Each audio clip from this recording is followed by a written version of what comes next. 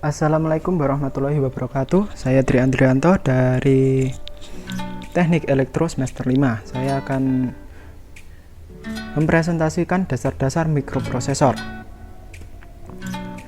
Model mikroprosesor. Mikroprosesor adalah IC digital yang berbentuk kotak hitam yang mempunyai saluran data, saluran alamat, saluran kontrol, dan saluran sumber daya. Mikroprosesor suatu alat digital, maka hanya ada dua tingkat tegangan yang dapat diterapkan pada setiap saluran. Secara ideal, mikroprosesor memiliki saluran masukan sejumlah N dan saluran keluaran M. Umumnya jumlah saluran N dan M sama banyaknya. Mikroprosesor bekerja menerima data dari sejumlah masukan, memproses data menurut ketentuan-ketentuan program yang disimpan. 3. Menghasilkan sejumlah sinyal keluaran sebagai akibat derai pemrosesan data tersebut. Ini adalah contoh gambar mikroprosesor dengan 4N dan 4M. Databus digunakan untuk mengirim atau menerima data antara komponen-komponen sistem dengan mikroprosesor. Contoh mikroprosesor dengan 8 jalur, data masukan dan 8 keluaran.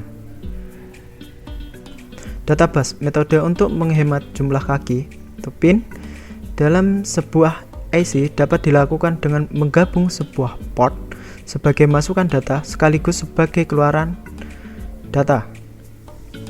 Metode ini dikenal dengan metode multiplexing dengan prinsip 3 state. Ini adalah gambarnya. Jadi bisa kalian lihat, itu adalah gambarnya. Secara logikanya seperti itu. Address bus. Setiap lokasi memiliki alamat memori. 2. Alamat memori dinyatakan sebagai bilangan heksadesimal. Yang ketiga, hubungan mikroprosesor dan memori melalui saluran data dan saluran alamat. Yang keempat, setiap saluran alamat memiliki satu logika 1 dan 0, sehingga untuk memori dengan N sebuah saluran akan 2 pangkat N, alamat memori yang berbeda. Kontrol bus. Saluran kontrol adalah saluran yang digunakan untuk mensinkronkan cara kerja mikroprosesor dan komponen-komponen di luar mikroprosesor. Saluran kontrol dengan arah panah masuk ke mikroprosesor adalah kontrol input.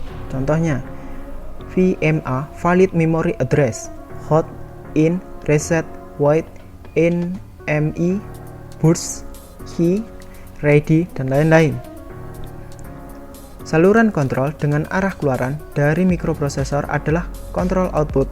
Contoh DBIN, WR, HLDA, MRIH, IORH, RD, dan lain-lain. Saluran kontrol dengan aktif high berarti dia akan aktif pada nilai logika 1.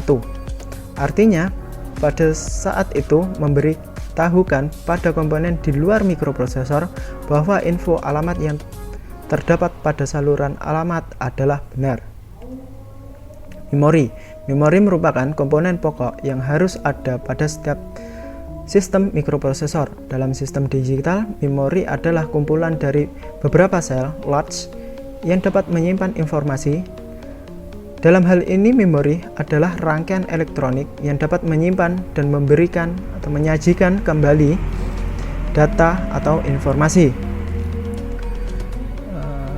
Mungkin itu saja yang dapat saya sampaikan untuk presentasi kali ini.